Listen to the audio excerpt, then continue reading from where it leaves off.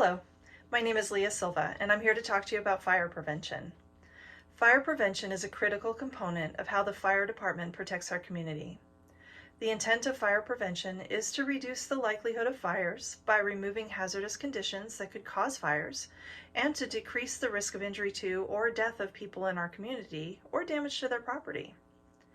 Fire prevention is addressed through the implementation of three main concepts: education, engineering, and enforcement. Education is the method by which the fire department teaches communities about different tools or behaviors that can help to keep them safe from fires. Knowledge is the first step. If people are aware of situations that could be hazardous, they are much more likely to do something about it. For that reason, the fire department provides public service announcements on the TV or radio, videos like this one you're watching now, posters or signs that serve as instruction on a particular topic, or even in-person conversations such as at assemblies or for student field trips. Engineering is another avenue that the fire department pursues to prevent fires through assignment of staff that review plans for new construction or remodeling projects. The design, materials, and methods used to build a structure can have a significant impact on how likely it is to burn if exposed to heat sources, like embers from a wildfire or sparks from faulty equipment either during or after completion. These activities must comply with local building and fire codes, so having them reviewed and approved is a critical component of the project. The requirements might require that a new construction project include such items as sprinkler systems, setback distances, and allowable roofing materials, each with their own part to play in the prevention of fires.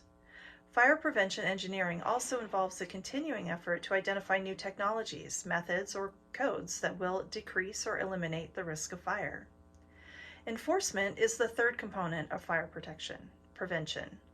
This means that periodically an official will inspect a property or activity to verify that required fire codes are being followed. Due to resource constraints, it's unlikely that every structure in a community can be inspected on a regular schedule.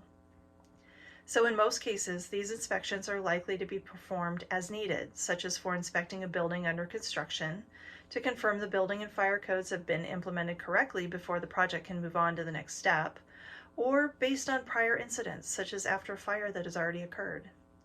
Enforcement inspections tend to be one of the least enjoyed portions of fire prevention, as it may involve some sort of penalty if the inspected property or activity is out of compliance. That penalty could be the requirement that a sprinkler system be removed and reinstalled correctly, costing more time in the construction process. That penalty might even be a monetary one, such as if a club with a specific capacity is found to be over capacity and gets shut down or fined. Obviously, that's not a pleasant prospect, but the consequence is even worse if a code violation resulted in injuries or deaths in an emergency. The codes and standards are applied for a reason, to prevent harm to both people and property.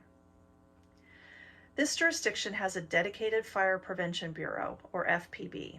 The FPB enforces codes for businesses through inspections and permits.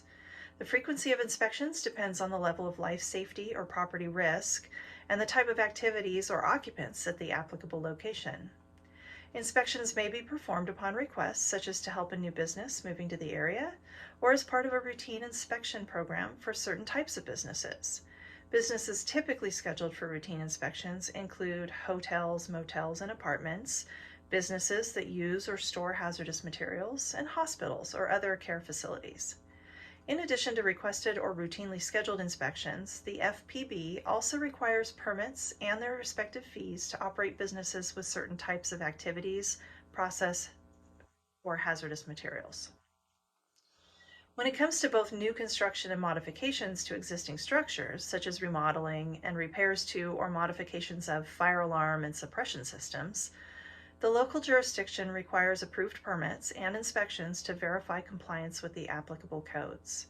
The permit applications are submitted through a separate city permit center and are then routed to the FPB for review and scheduling of any necessary inspections.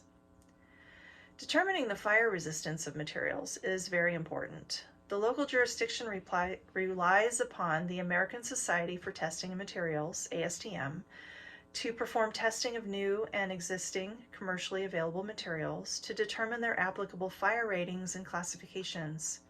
This jurisdiction has also adopted the International Building Code 2018 edition as amended and set forth in the California Building Standards Code, Title 24. Fire resistance of certain building materials is defined in Section 601 of the 2018 International Building Code. In addition, the local city building code does include a specific fire classification for roof coverings, mandating that roof materials must have a minimum of Class B or higher fire retardant, regardless of the type of construction. Testing materials for fire resistance allows the materials to be rated, which helps to determine which materials may be better for a particular application, such as remodeling a suite for a new business. ASTM tests are intended to determine how long the materials can contain a fire, retain structural integrity, or both.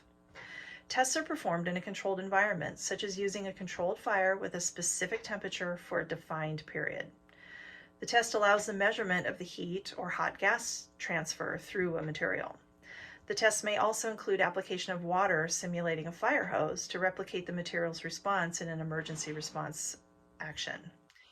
The test conditions may vary, such as the size or amount of the test specimen, the method of assembly, ventilation, the compartment size or configuration, and the characteristics of the compartment itself. The test performed needs to be consistent with how the material will be used in the field for the fire rating to apply.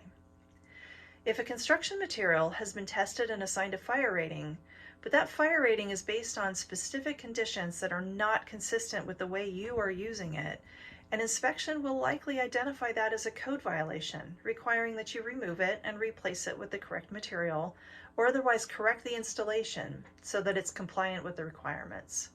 It's important to use the right material for the job and to use it correctly. That's why the inspectors and the entire Fire Prevention Bureau are here to help you verify that your businesses and customers are safe. Thank you.